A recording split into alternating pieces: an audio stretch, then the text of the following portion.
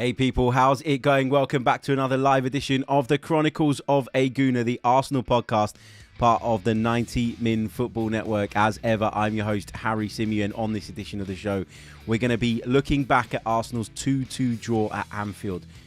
A point gained or 2 points dropped? We'll be breaking all of that down. I think there's loads and loads to unpack from this one. We're going to be talking individual performances. We're going to be talking about how the game went in general. So much to get into, and we're going to be doing all of that right here on the Chronicles of a Gooner podcast, part of the 90 Min Football Network. Hey people, welcome back along to the podcast. Hope you're good. Hope you are well. I don't really know how to feel, to be honest, about this one. Let me just adjust this because I don't know what I've done wrong in the lead up to this episode, but there you go. Let's fix that. Let's sort that out. Anyway, I don't really know how to feel about this one. Mixed feelings, if I'm being completely honest with you. You know, I thought that when we were 2-0 up, this was a golden opportunity for Arsenal to go on and really make a big point in the title race. You know, go on and really stamp their authority on this thing, send out a statement to everybody that doubted us, everybody that looked at us and thought, well, you can't win at Anfield, you're probably not going to win at City, and you might drop points at Newcastle. It was a real opportunity for Arsenal to go out there and say, do you know what? We can do it. We are capable. We are ready. And for 35 up to 40 or so minutes, it looked like that was going to be the case. It looked like Arsenal had gone to Anfield, played them off the park in the first half for large periods, were clinical when our chances came along, and, you know, we were going to cruise to a victory. But I think it was probably naive of us as fans to think that at Anfield we weren't going to have some difficult moments and some difficult periods, that we weren't going to face a storm that we needed to weather. The problem was that when that storm came, we crumbled on a couple of occasions, and I thought we were extremely fortunate in the end to get away with a point. So going back to my question right at the top of the show, was it a point gained or was it 2 points dropped? It's a really difficult one to answer, because based on that first half performance, you would say that it's 2 points dropped. But based on the second half performance and the way Liverpool came at us and the way Liverpool controlled and dominated the game, I would argue that a point is a pretty good outcome, given that Ramsdale was forced into action on numerous occasions. He made some wonderful saves, given that Mo Salah, normally so reliable from the penalty spot, missed the penalty kick in front of the Koppen. When you factor all of those things in, you probably have to say that we were slightly fortunate in the end, as I say, to get that point. And although it feels like it was 2 points dropped because of the position that we found ourselves in, I think when you go back and watch the game, as I've done this morning, and you break it down and you analyse it and you think about how it went in terms of clear-cut chances, it's Liverpool who will probably be the most disappointed, I think. Because we had a lot of the ball in the first half. We created some moments. There was a shot from Zinchenko, which was saved by Alisson diving to his left, but it was a pretty comfortable save. There was the Gabriel Jesus opportunity where he came in at the far post and he just couldn't keep it down. But outside of that, we didn't create a lot of clear-cut goal-scoring opportunities. The two that we did create, we scored, and great. But when you look at the dominance Liverpool had in the second half, the saves that Ramsdale was forced to make, as I've mentioned, the fact that they had a penalty kick, you have to say that we were probably lucky to get away with the point in the end. Bear with me 1 second, guys. I'm having a couple of technical issues at the moment. Don't go anywhere. Hold on. Stay put. There we go. That should be okay. Yep, I think that's okay. Apologies. I've had all sorts of technical issues this morning. It's why we were a few minutes late starting the live. As you saw, I started the stream without the background on the video due to whatever technical gremlins are coming at me this morning. But I think we're okay now. I think we're good to continue through what's going to be a jam-packed show. So let's start from the very top then. Let's start with the team that Mikel Arteta selected. I think the team that he picked was the one that most people expected. William Saliba, who he probably hinted towards the back end of last week might be available. Obviously wasn't, because he wasn't in the match day squad at all. So clearly they didn't feel he was ready. That doesn't mean he didn't train on Saturday, but obviously they didn't feel he was ready to be involved in the squad for this game. And look, you'd rather not risk it. You'd rather not rush him back, and you'd rather wait until he's fit and ready to come in and really, really help the team. Obviously, Bukayo Saka came into the starting 11 to replace Leandro Trossard. That's what I expected to happen. Wasn't sure if Mikel was going to go down that route, because he'd spoken glowingly about Leandro Trossard's impact since he's arrived at the club, but also his record at Anfield and how that positive experience on that ground might be something that we need to tap into. So I did wonder if that was a change or that was a decision that Mikel was going to make, but he didn't.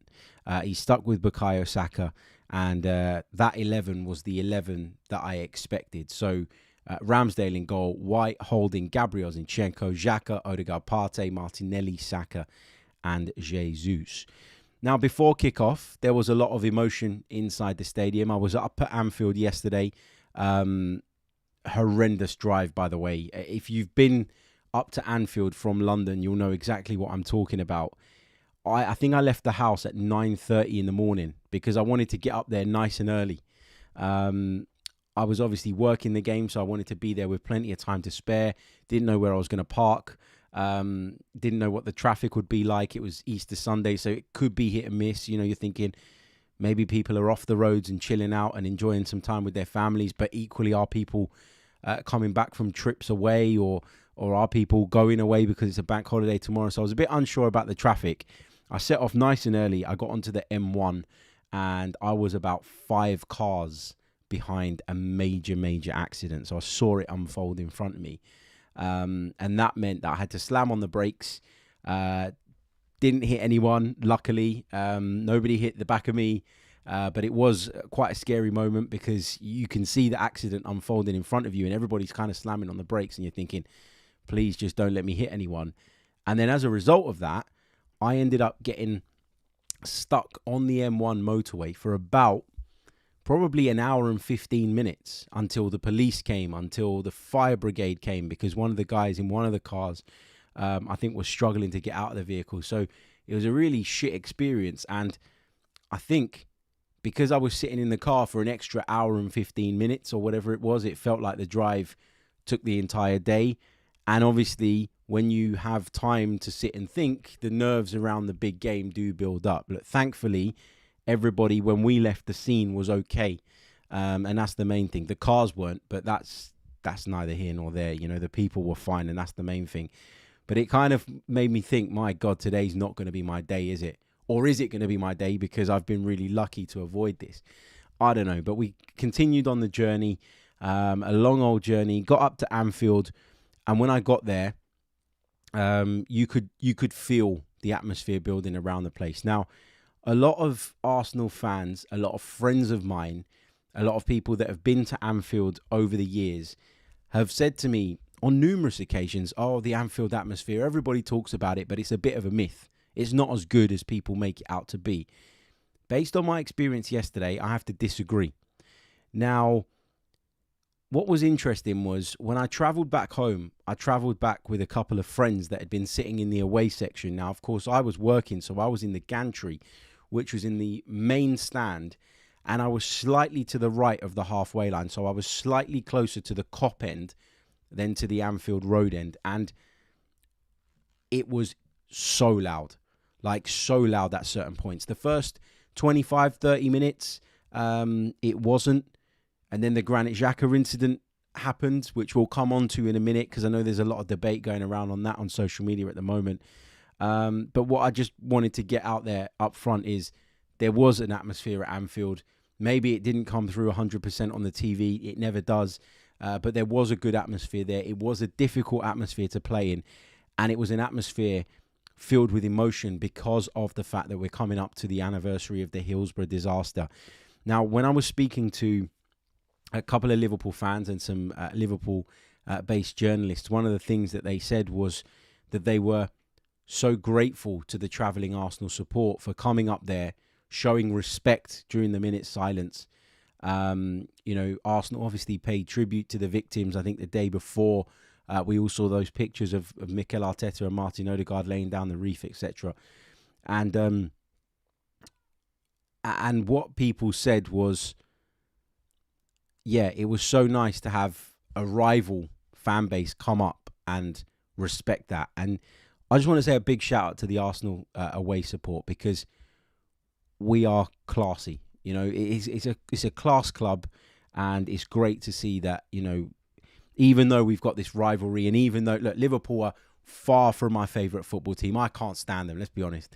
But I think that it was great to see two fan bases coming together just to pay respect to a group of people who sadly lost their lives. And as I've said before, it doesn't matter what team you support. It doesn't matter how tribal you feel. None of that matters. All that matters is you should not go to a football. All that matters is people are safe. You should never go to a football match and not come home. It's a football match. You're not going to war. You're going to a football match. It might feel like war sometimes, but it isn't. It is a football match. It is a sporting event. And everybody that goes to a sporting event should return home safe and sound to their families. So I've got a lot of sympathy for those people who lost their lives. And, of course, the people who were left behind, the people who lost family members and are still trying to come to terms with that, even, 30-odd years later. So, yeah, shout out to the Arsenal away fans for being brilliant. Okay, let's get into the game then. So let's talk about the first goal. Came nice and early. It really did settle the nerves. You know, I sort of listened to them sing "You'll Never Walk Alone" before the game. As I say, the atmosphere was pretty good. And I did feel at that point like, wow, this is going to be a really, really tough and difficult afternoon. And so to start the game the way we did was obviously a huge, huge positive. Nice build-up play down the right, Ben White into Saka, making that run that Mikel Arteta has clearly coached into our wingers, which is off of the touchline infield. Now, often you see wingers sort of come inside and then look to spin wide and create space that way. But what our wingers do so very often is that they drift inside off of the flank. And Bukayo Saka did that to great effect there. We were slightly fortunate in the way that the ball broke to Gabriel Martinelli. But for him to kind of just check his run, take it under control, and then recognise that he doesn't need to snatch at the opportunity. Alisson's come out to confront him. All he needs to do is just poke it past the goalkeeper to open the scoring. Fantastic finish, great touch in the build-up, and, you know, Arsenal are in dreamland there. You know, you start the game brilliantly. There was another opportunity where we played a lovely switch over to the right-hand side. Saka brought the ball down. He whipped it in towards the far post. Jesus coming in at the far post probably should have hit the target. He just couldn't keep the effort down. It was on the stretch. He just couldn't get there. He got there, but he just couldn't keep it down having got there. And that was a real opportunity. And I remember at the time thinking, we really needed to take advantage, or we do need a second goal here at some point. They had a chance through Andrew Robertson. I thought the defending for that from an Arsenal perspective was really, really poor. He got in behind way too easily. And he drove it across the goal. He was looking for the far post. Thankfully for us, it went wide. And then on 28 minutes, Arsenal added a second. And at that point, I was starting to believe. I've got to say, at that point, I thought, wow, what a statement victory this could be. And, you know, we'd kept Liverpool at bay up until that point. We'd limited them to very few chances, very few good moments. Xhaka's ball out to Martinelli. He just checked inside and he looked up, spotted Gabriel Jesus on the edge of the 6-yard box and put a delightful ball in. Jesus timed his leap perfectly and just steered it into the bottom corner to double Arsenal's lead. And at that point, you're thinking, happy bloody days. And then the moment that everybody's been talking about. So shortly after that, in between, of course, Arsenal's second and Liverpool's first goal, there was an incident involving Granit Xhaka and Trent Alexander-Arnold. Now, Xhaka felt he was fouled by Konate. He got up. He went into a challenge with Trent Alexander-Arnold. I think he left something on him. And then Trent Alexander-Arnold reacted to that. Granit Xhaka then turned around, squared up to him. And that did ignite the crowd. I've seen some people posting this video on social media of, the crowd at that point and saying, no, it didn't ignite the crowd. That wasn't an issue. Let me be clear on my stance on this, right? So I don't blame Granit Xhaka for getting involved. I don't blame any player for being competitive and feeling that fire when playing away from home at Anfield. But to say that it didn't ignite the crowd, for me personally, as somebody who was there, is factually incorrect. Because, as I say, I was closer to the Kop end, and believe me, you felt the Kop end erupt when that happened. You felt the people in the main stand around the gantry where I was seated get angry, get fired up. And from that moment on, they were much more involved and bought into the game. There was a few incidents around that time, though, towards the end of the first half, that contributed to that. There was the one where Martinelli went down after there was a high boot around him. There was one where Gabriel Jesus went down. All of those things combined just slowly started to light the touch paper and started to get the Liverpool fans on side, because they were getting frustrated by what they were calling Arsenal's antics, okay? So all of those incidents combined did have an impact on the atmosphere. There is no doubt about that. Now, the reason I think that some people that were maybe at the game don't feel that way is because they were at the other end of the stadium. And it was interesting because when I was speaking with my mates with whom I travelled back with, they were in the Anfield Road end, in the away end, in the corner, and they said, oh, the Anfield atmosphere wasn't that good. Yet I had a completely different opinion on it because I was down the other end of the stadium. So, you don't always feel it, I guess, when you're not in the midst of it. But I certainly felt that did up the level. Going back to the Granit Xhaka thing, though, in isolation, I think it's really difficult for players to go away from home, to carry out the tactical instructions provided, to remain focused throughout a game, to be technically secure and execute everything that they hope to execute. I think it's way too much to say to a football player, on top of all of the things that you have to manage and on top of all of the things that you have to do, you are also responsible for the emotions of the home crowd. I think that's a ridiculous demand to put on a footballer. Honestly, it could have been anything. Any kind of controversy, any kind of moment would have sparked the Anfield crowd, because much like is the case at Emirates Stadium, I've been to the Emirates for years and years and years and been to games where the atmosphere's been dead and then a refereeing decision's gone against us and the place is lit up. And from then on, the mood was completely different and the atmosphere changed, and that helped Arsenal. And so there was always going to be something that sparked the Anfield crowd into life. It's too intimidating of a place for it to have stayed silent for the entire duration of the game. Anybody who expected that is naive. I'm sorry, that's the truth. Something was going to spark them off. Something was going to set them off. And it wasn't just the Granit Xhaka incident. It was a number of incidents around that point in the game that sparked them into life. But spark them into life or not, whatever, it doesn't excuse the poor defending that led to Liverpool's first goal. And the truth is, the atmosphere went up 2-3 levels higher than that when they scored. So we can talk about the Xhaka incident over and over again. Did it have some impact? Probably. But as I said, I don't expect players to not compete and not be fired up on the basis that they're scared of the Anfield crowd maybe getting up off their seats. No, that's not how it works. That's not how football works. You go out, you make yourself ready to compete, and you go out there and you compete to the best of your ability. And if they get up off their feet because they didn't like something, so be it. There's been times at Arsenal where we've got up off of our feet because of something an opposition player did. But it's not anything deeper than that. They're trying to compete. We're trying to compete. Sometimes you get clashes, and this is what happens.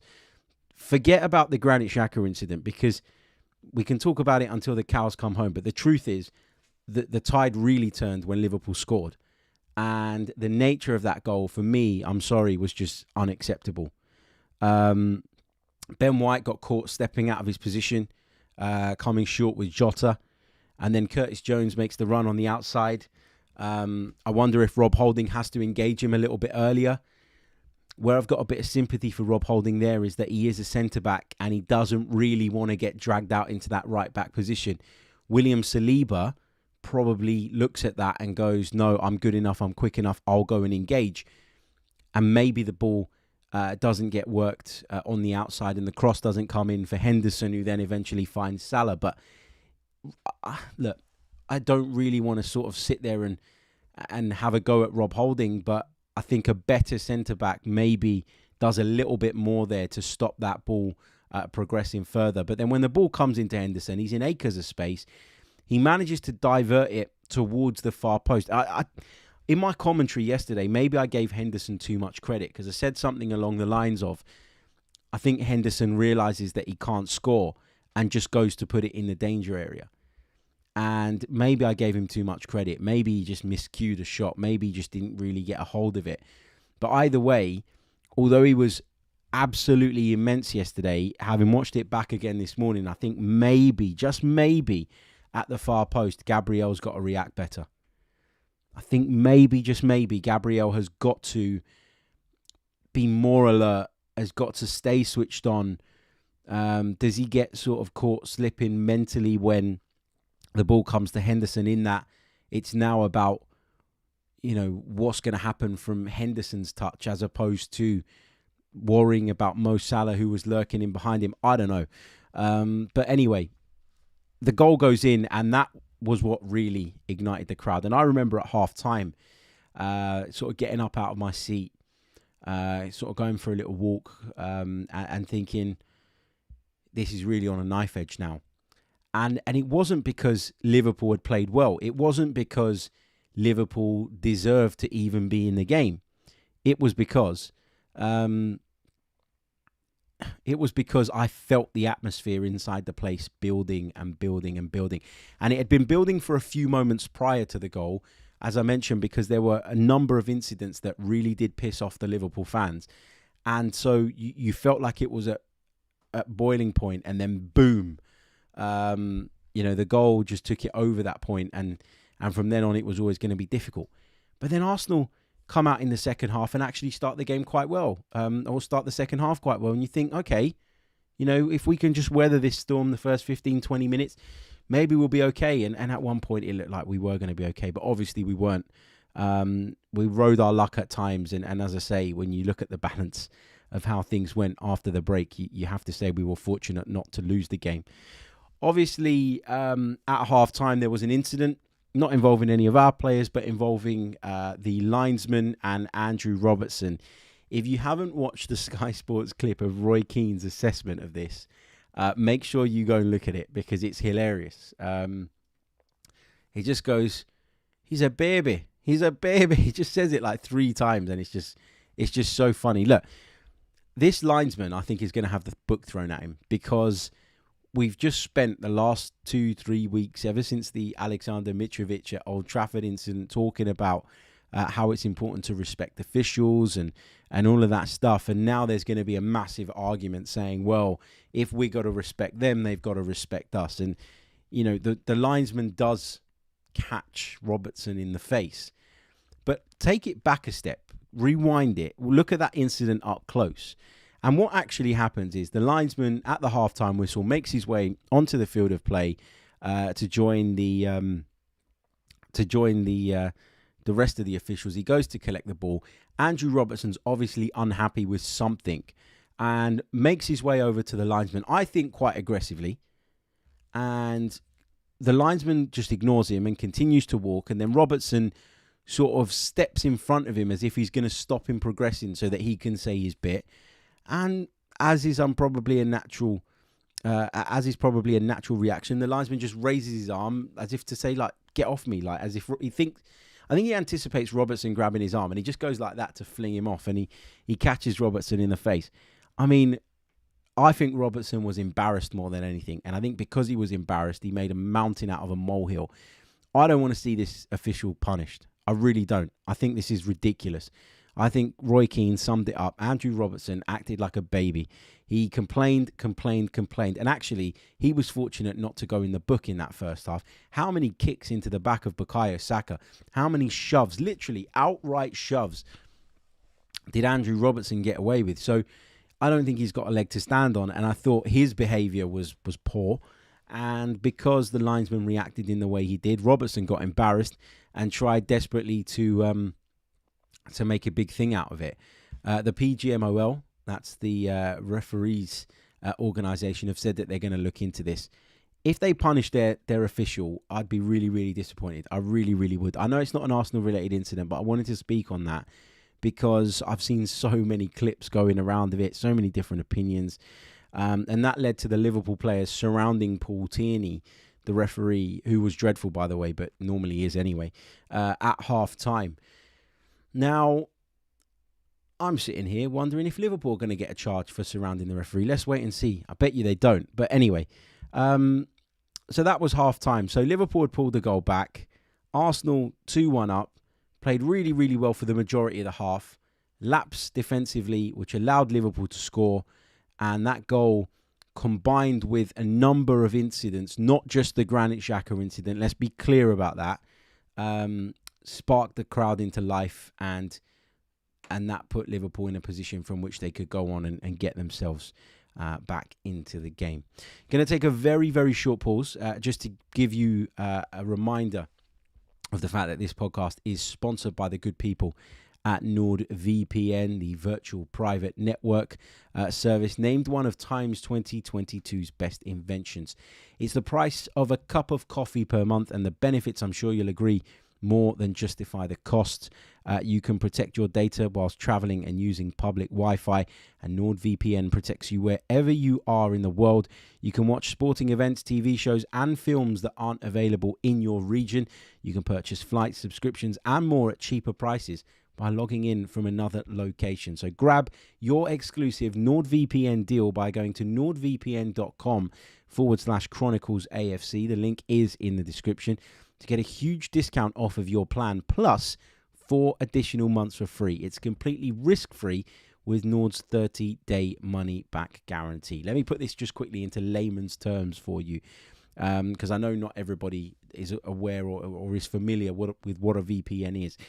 Basically, NordVPN is a service that allows you to change your virtual location when online. It helps protect your data because it adds another layer for those terrible people that try to bypass these things to have to get through one that is safe and secure, and one that they're just simply not going to get through. But by changing your virtual location, you can make your computer or device think that you are operating from another country, which means you can watch sporting events that are geo-blocked in your country.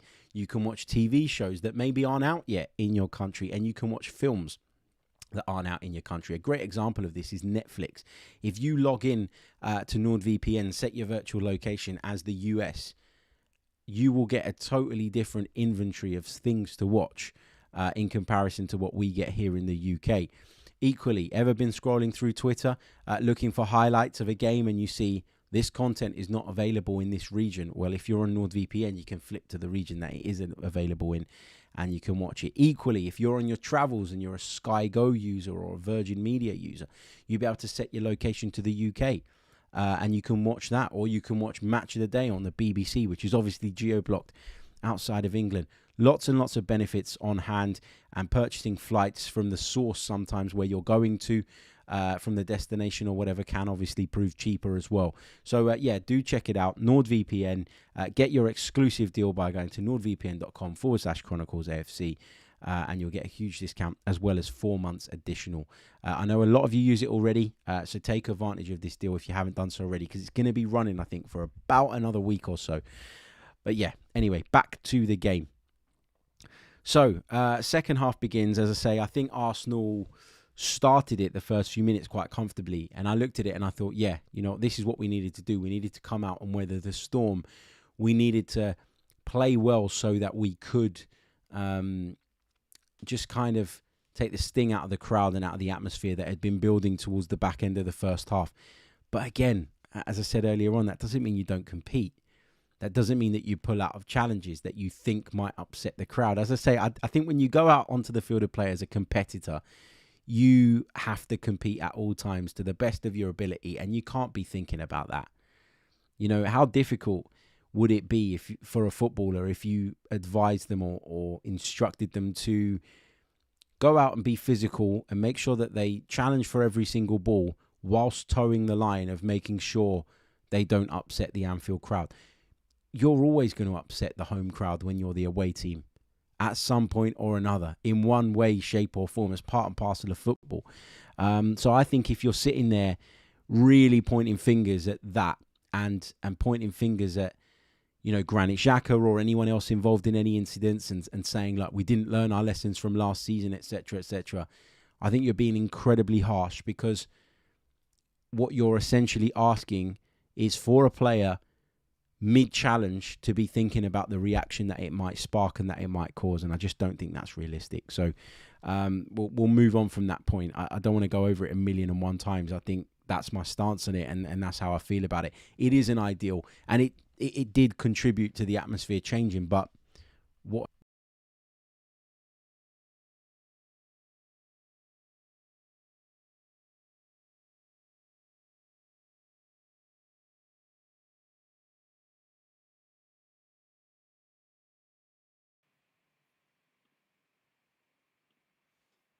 Here we go. I think we're back on the wrong mic, but we're back.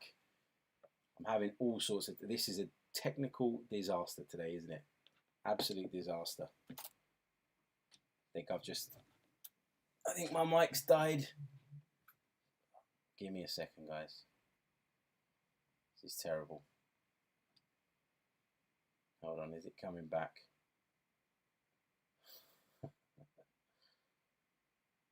There we go. Nope, didn't last very long. Let's try it again. The sound quality on the built-in one is so bad, I don't really want to go with it if I don't have to. Hold on. Are we back? Are we back? Let me just carefully place this wire back down.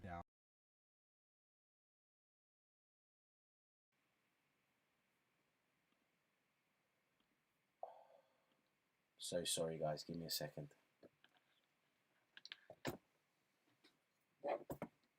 Mid-podcast, this is all I need. 1 second.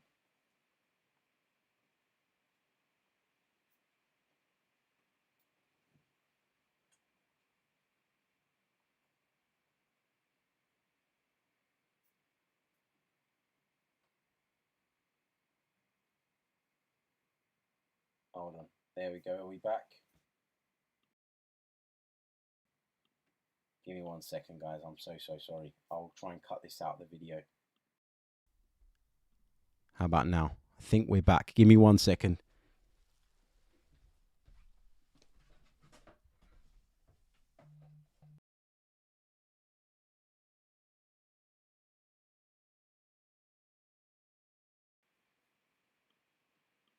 Nope, looks like I'm just going to have to survive on the built-in microphone. I'm so sorry. It's such bad quality, the built-in one. But I really don't know what's going on with this. I think I've got a loose connection somewhere. For God's sakes, man. Let me try one more time, because this one is so bad, isn't it? Let me know in the chat, is it really, really bad, the quality on the built-in mic? Or is it okay? Gone again, yep. I know.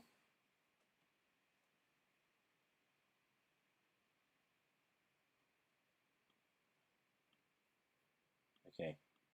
How about now? I think we might be back. I think we might be back in business. Amira says, since the accident you saw yesterday, luck hasn't been on your side, huh, Harry? No, yeah. Anyway, what was I saying? Somebody asked, James Bond said, Harry, what other incidents got the Anfield crowd going? So there were a few. I mentioned them already. The one where there was a ball that came across, and I think it was Martinelli sort of went to get it, and I think Konate had a high boot, and then Martinelli stayed down on the ground. There was one where Gabriel Jesus got sort of clashed into by a couple of players from two different sides, and that took him out in the middle of the park, and he stayed down for a while. All of those things did ignite the Anfield crowd, believe me, because I was in and among them. And I know that they were effing and blinding, and they were cursing, and they were calling our players every name under the sun. And people that had been completely silent up until that point were now up off their feet and really sort of making themselves heard.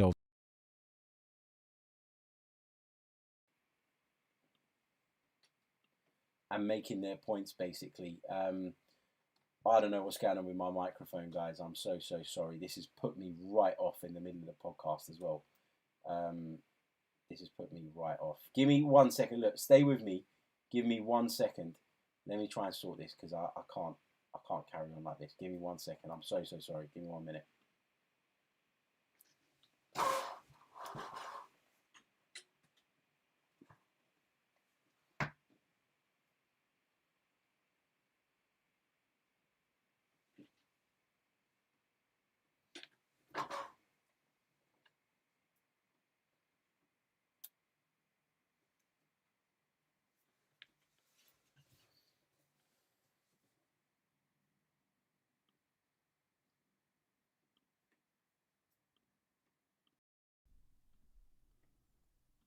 All right. Hopefully it lasts.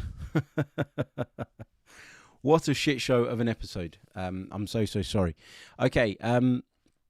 So yeah, I think there were a few incidents, as I say, that really kind of sparked them into life and really got them up off their feet. I think it's really unfair, as I say, to focus solely on the Xhaka one. But yeah, you probably wouldn't know that if you wasn't there, and that's why I'm okay with people feeling the way they feel. But I'm just giving you my perspective and sort of what I saw and what I felt inside the stadium at that point. And I was in a position, as I mentioned earlier on, that was a lot closer to the heart of the Liverpool fan base rather than the Arsenal fans, who maybe didn't feel the same because they weren't right in the middle of it. I don't know.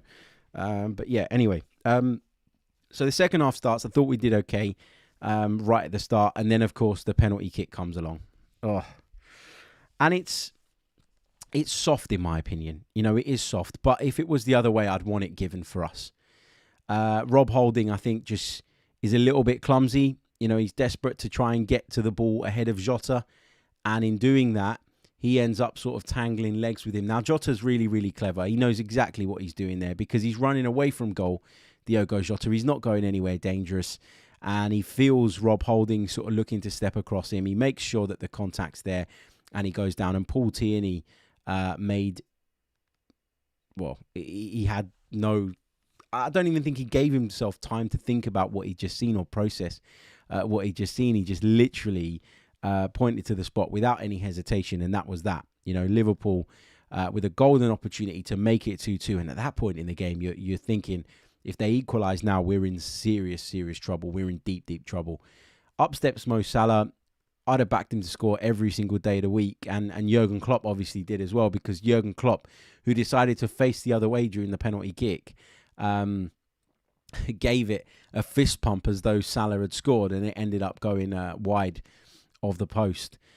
So we got away with that, and I thought, right, that is the kick up the backside we need. That is the warning sign that we need. That is what we need to spark us back into action. We needed to get back to playing our game and not fearing Liverpool, because we'd seemed to just drop off. And Mikel Arteta alluded to it after the game. You know, people kept asking him about the incidents and the ignition of the crowd and all of that stuff. And I think that's a bit of a narrative that is born out of maybe what happened last season, where Arsenal were beaten heavily after he had that little spat with Jurgen Klopp.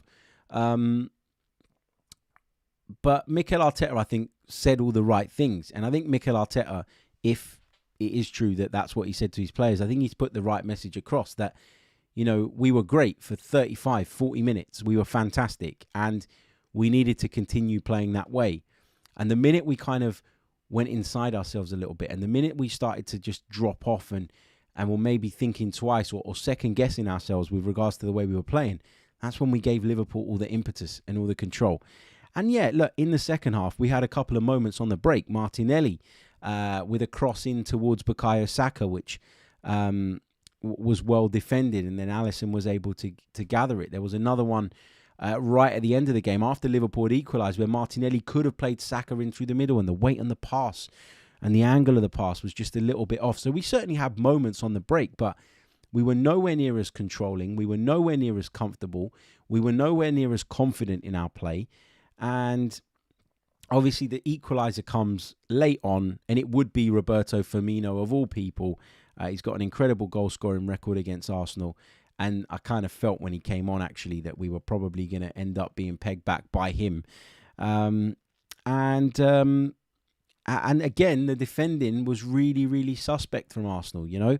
On this occasion, I think you can look at Alexander Zinchenko. And again, I don't want to kick the guy too hard because, you know, he's been fantastic all season. But we've always known that defensively, he's not the best.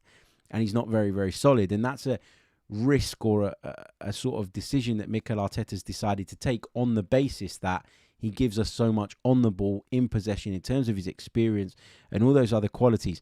But the way Trent Alexander-Arnold does him there is just far, far too easy. It's outside the box. If you can't make the tackle, if you can't win the ball, you do not let him pass. It's as simple as that. And he does. He lets him glide past him way too easily, pokes it through his legs, comes out the other side, stands it up at the far post. The height, the angle, the trajectory of the cross, really good from Trent because it catches the Ben White out at the far post. You know, the attacker just took that extra step back to create the right angle for him to make the header. You know, Ramsdale isn't going to get anywhere near that. And there you have it. It's 2-2. And then at that point, my mentality just completely switched. It was no longer about getting 3 points. It was about just surviving. And fortunately, we did. But we did because of some great saves from Aaron Ramsdale. If Arsenal do go on to win the Premier League this season, people will talk about Saka and Martinelli and Odegaard and Partey and Jesus, and rightly so. But Aaron Ramsdale will be equally I'm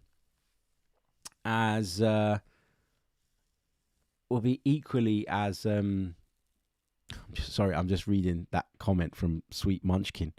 Mate, you don't have to tune in. It's not compulsory if you don't like it. Yeah, look. People will talk about all of those star players and all of those outfield players and the impact they've had this season. But Aaron Ramsdale will be just as responsible and just as important in whatever we achieve or don't achieve this season, because the saves he's made over the past few weeks have been incredible. Our defending has been suspect a lot of the time. You know, we haven't been anywhere near as solid as we were in the first half of the season, whether that be from set pieces, whether that be poor decision making in certain scenarios. But Ramsdale, I mean, the save from Darwin Núñez when he was through on goal, fantastic. Stood up for ages. You know, most goalkeepers go down nice and early. They make the attacker's mind up. And what he did was he caused Darwin Núñez to second guess himself. And Darwin Núñez, I think's body shape kind of gave away what he was looking to do. And Ramsdale was able to react to that fantastic piece of goalkeeping there. The save from the Mo Salah shot towards the end that took a slight deflection off of Gabriel as well on its way. World class. And then the save from Konate on the line where Konate tries to kind of chest the ball over the line. Now, maybe a striker there gets his head on it or puts his foot through it and scores that and makes it impossible for Ramsdale to save. But he has to be there, the goalkeeper, and he was. And he makes a fantastic stop. And he, for me, was the man of the match. People would talk about Mikel Arteta's substitution, some of the changes he made were the right changes. Obviously, he brought on Leandro Trossard later on in the game. I thought Jesus was running on empty at that point, so I thought that was fine. That's what we have now. We have another option, and so he made that change. The Jakub Kiwior change for me was a bit of a weird one. Now, I know that in the past, when we've been leading games, Mikel Arteta has looked to throw on that third centre half and try and tighten things up that way. And had William Saliba been fit and had he started the game, we might have seen Rob Holding be the one that was thrown into the mix like that. But that's because Rob Holding's been around the block. He's been there, done it, seen it. He's been at Arsenal for a long, long time. He understands exactly,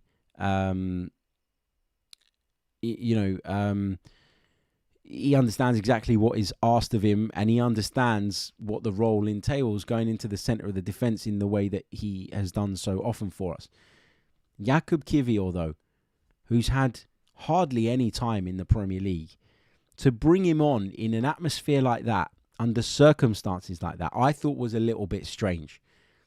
I would have probably turned to Kieran Tierney first. Now, I know Kieran Tierney came on eventually, and I know Kieran Tierney was stripped and ready and was ready to come on when Zinchenko made that mistake, which is also a kick in the teeth, because you know that had Tierney been on, Trent Alexander-Arnold probably doesn't get past Zinchenko that way. And listen, Zinchenko defensively isn't as solid, but maybe there was a bit of tiredness there. In fact, I'm sure there was a bit of tiredness there, and that's partly why he was unable to deal with the situation. But you just think if that substitution was made a couple of minutes earlier, maybe we don't concede that equalising goal at that point.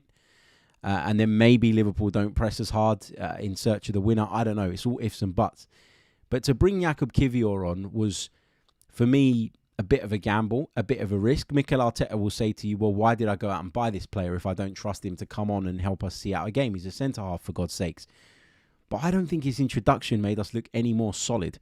In fact, I thought it did the opposite, because now, after watching Arsenal for the entire half and bemoaning the fact that they couldn't keep the ball and they couldn't control the game and they couldn't control possession, we'd now taken out a player who would give us that little bit more control, albeit he had an off afternoon, I thought, Martin Odegaard. I thought he really, really did.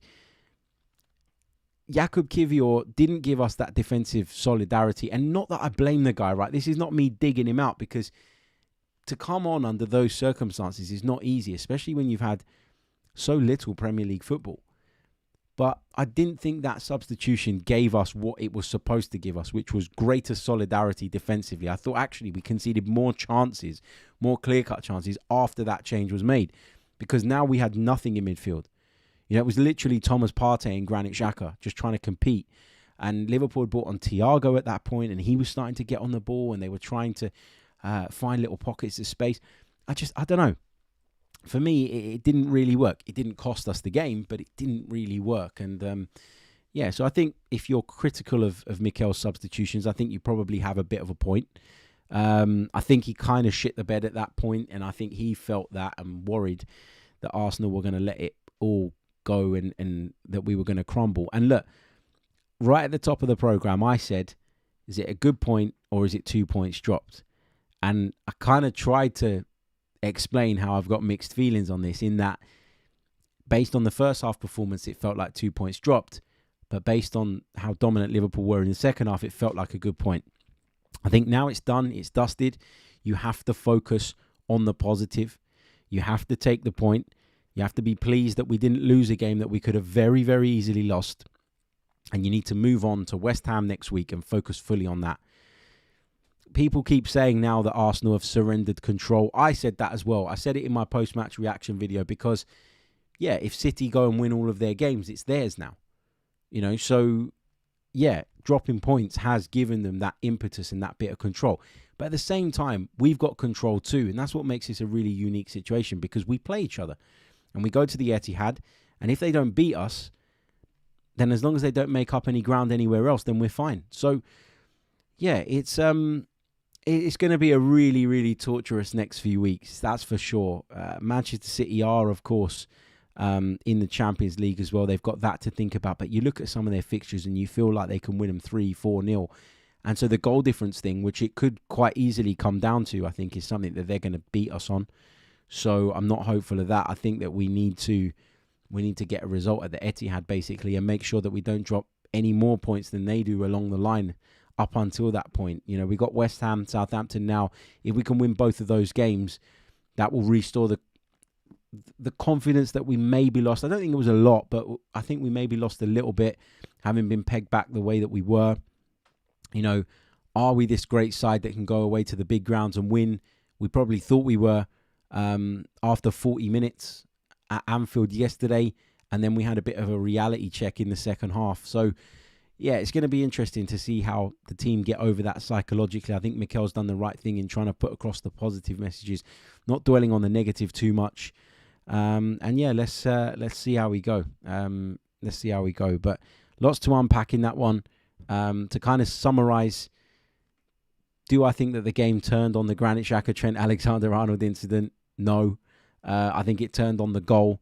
I think the crowd did ignite off the back of the Xhaka incident at that point, but it probably would have died down again had they not gone on and scored as quickly after that as they did.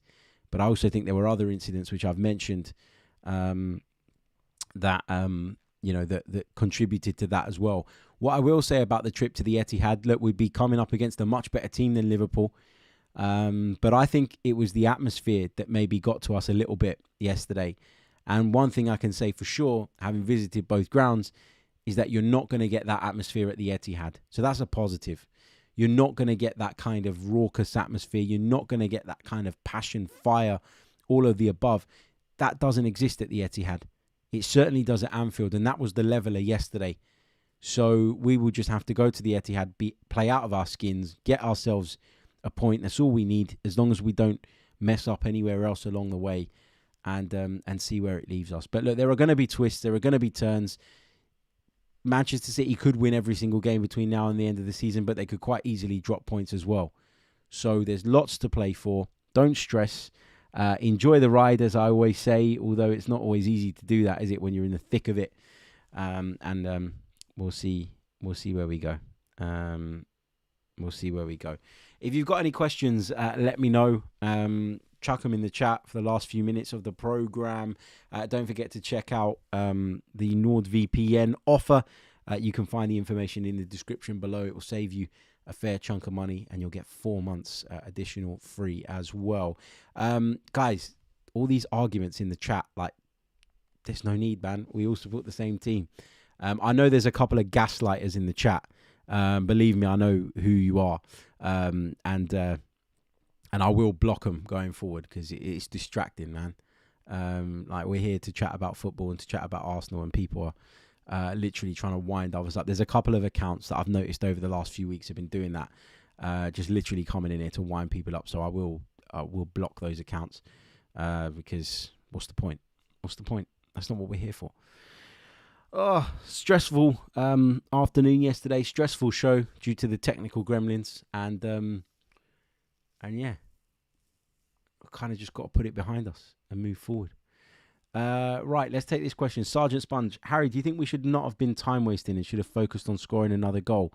I don't think that we were like over the top time wasting. I think when opportunities presented themselves, i.e. someone got hit in the face with the ball or something like that, we would take our time over at goal kicks, etc. You expect that. So I don't think we overdid it. But I do think we were a little bit negative in the second half. I think we had the confidence zapped out of us. Again, largely due to the atmosphere. I think we were intimidated by it. And I think we lost ourselves. And in losing ourselves, we allowed Liverpool to get into the game by defending badly and obviously conceding that goal at the end of the first half. But also in the second half, we just stopped believing in ourselves. I felt we stopped believing in our game and in our patterns of play, and we just went back to kind of trying to defend for our lives and sinking deeper and deeper and deeper, and we allowed Liverpool to grow in confidence when really we should have been out of sight. And that was the frustration for me, and that's why there is a part of me that feels like we dropped a couple of points as well. But you know, looking at the way it actually went, you can't go back and change that. But when you look at the balance of the chances and the opportunities and the saves that Aaron Ramsdale had to make, then you have to say that we were somewhat fortunate to get away with what we got away with. Let's take a couple more. Name says, what's your confidence level, re the Premier League? I think yesterday gave me confidence that we would get a point at the Etihad. If we defend like that at the Etihad, I think we'll concede 10, genuinely. The way we defended in the second half was not good. And when I say defend, I don't mean the back four specifically. Like, I'm not looking at the back four and going, it's on you. I thought they did quite well. They made clearances. They made blocks when they needed to. I think as a team, we're not great when we're having to sit back and soak up. Our way of defending is to have the ball and to be confident and to keep the ball high up the pitch. And we just weren't able to do that. So I think, you know, again, City will be a much bigger threat. I think they've got much more quality than Liverpool at the moment. And so, I'm not confident that we're going to go in there and get a result. But look, as someone rightly pointed out yesterday, if you go head-to-head with someone in a title race and you can't get a single point off them over the course of the season, and they match you everywhere else, then you probably don't deserve to win the league. So we'll see how that goes. Okay. Lijo Jacob says, Harry, will West Ham be a difficult game since they'll be fighting to stay above the relegation zone? Yeah, for sure. No game is easy. And you look at some games on paper and you go, yeah, you know what? That's a game that we should go out and win based on our league position in comparison to theirs. But at the same time, there's a lot at stake for West Ham United, and I don't expect that to be an easy game. I really don't. Okay, I think I'm going to leave it there. I will see you all very, very soon with more. We'll be back tomorrow with another edition of the podcast. Stressful afternoon. We got the point on the board. It could have been more, probably should have been more, but it wasn't in the end. There's no point crying over spilt milk. We move on and we focus on that big game against West Ham United coming up next weekend. Fingers crossed we can get back to winning ways, and it'll be nice if Leicester appoint a new manager, get a new manager bounce, and then get something off City, wouldn't it? But yeah, as I said in my 5 rules to coping with the title race, don't obsess over City's results. Although you've got a little bit more license to now that they've taken 2 points out of our lead, I guess. But anyway, I'll catch you all soon. Thank you so much for tuning in. All the best, guys. Until next time, take care of yourselves and stay safe. Goodbye.